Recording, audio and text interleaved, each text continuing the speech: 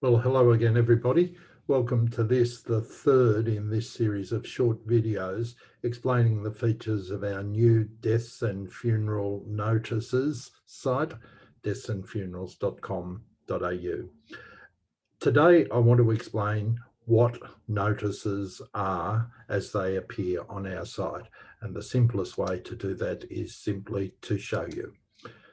Here you'll notice I've done a search on the name Michael, and some of the names that have popped up include these here. These are funerals or death notices from the last month, one being for Father Michael Patrick Mick O'Callaghan. So we'll click on the tile and go to Mick O'Callaghan's notice. Now, I'll work through the features of the notice from the beginning. The banner that's there is a fairly elaborate one. The notices can appear without any banner whatsoever, and the profiler picture that appears on the tile also appears on the notice page.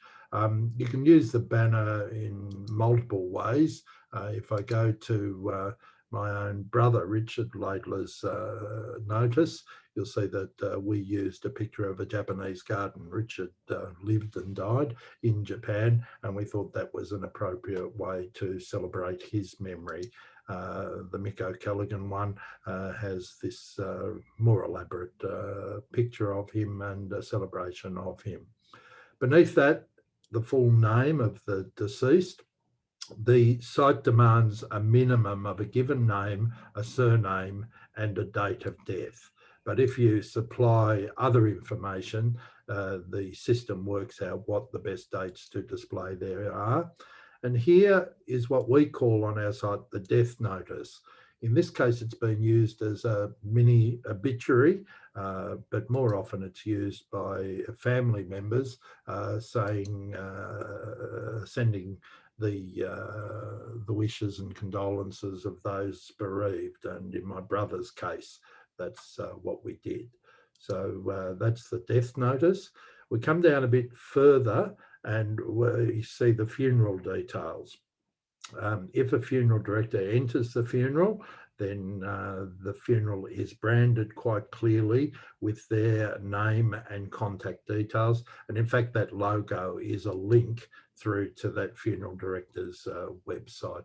So I suppose it's good exposure and publicity for funeral directors who choose to enter details on our site. There's a further details and obituaries section that again is free text and people use it in a variety of ways.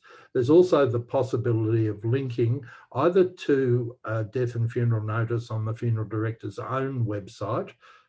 Some funeral directors may prefer to do a very simple listing and then to put a link to their own website. There isn't one here, but what there is a link to is the video casting of Father Mick O'Callaghan's funeral.